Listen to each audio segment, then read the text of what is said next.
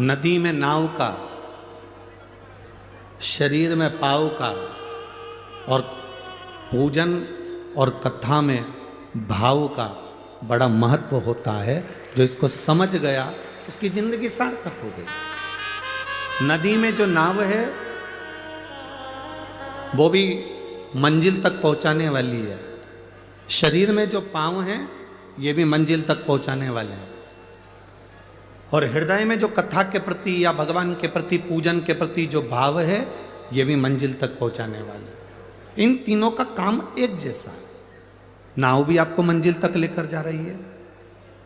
वो नाव हमको सिखाती है, एक लोहे का टुकड़ा पानी में पटकोगे वो डूब जाएगा, एक लोहे की कील पानी में पटकोगे वो डूब जाएगी, पर वो लोहे की कील जब लकड़ी में ठोक दी जाती है, वो लोहे की कील जब लकड़ी में ठोकी जाती है और लकड़ी में ठोकने के बाद वो लोहे की कील भी नाव बनकर उस लकड़ी के साथ मंजिल तक पहुंच जाती है। यह हमारा शास्त्र कहता है, लोहे की कील को वैसे ही पानी में छोड़ोगे तो डूबेगी, लोहे के कीले को पानी में छोड़ोगे तो वो डूब जाएगा, पर वो लोहे का कीला अगर लकड़ी में ठोक दिया जाए तो वो बहता बहता मंजिल तक पार उतर जाएगा। उसी तरह हम भी एक लोहे की कील की तरह हैं। अगर शिव महापुराण की इस लकड़ी में, शिव महापुराण की चंदन की संविधा में अगर हम अच्छे से ठुक गए, अपने मन को अच्छे से लगा लिया, तो समझ लेना कि हम भी मंजिल तक पहुंच गए, पार उतर गए।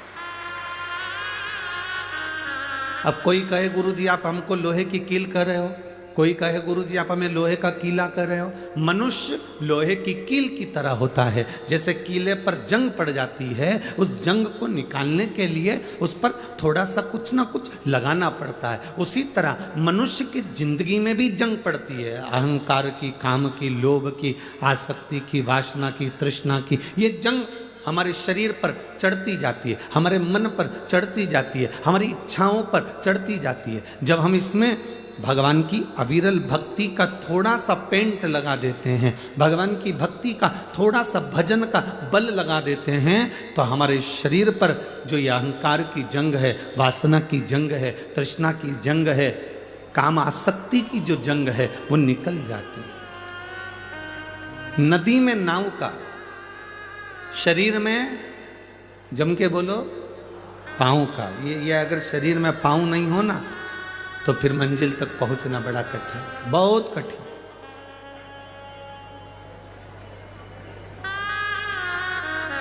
नदी में नाव मंजिल तक पहुंचा रही है, शरीर में पांव मंजिल तक पहुंचा रहे हैं। और हमारे कथा में जो हम आए हैं, इतनी इतनी दूर दूर से आप लोग यहाँ पहुँचे हैं, बड़ी दूर से चलकर, आराम से, गाड़ी से पैसा लगाकर 100 रुपये, 200 रुपये, 50 रुपये ऑटो वाले को देकर, गाड़ी में डीजल वीजल डलवा कर तुम यहाँ पहुँचे हो, तो इसमें तुम्हारा जरूर भाव होगा। और फिर कहते हैं नदी में नाव पार लगाने वाली होती है, शरीर में पाँव मंजिल तक पहुँचाने वाला होता है, और तुम्हारे हृदय में जो भाव है तुम्हें परमात्मा से जरूर मिलाएगा और तुम्हारा कार्य सफल करेगा, ये निश्चित। तुम्हारा भाव नहीं होता तो तुम यहाँ पहुंचते हैं।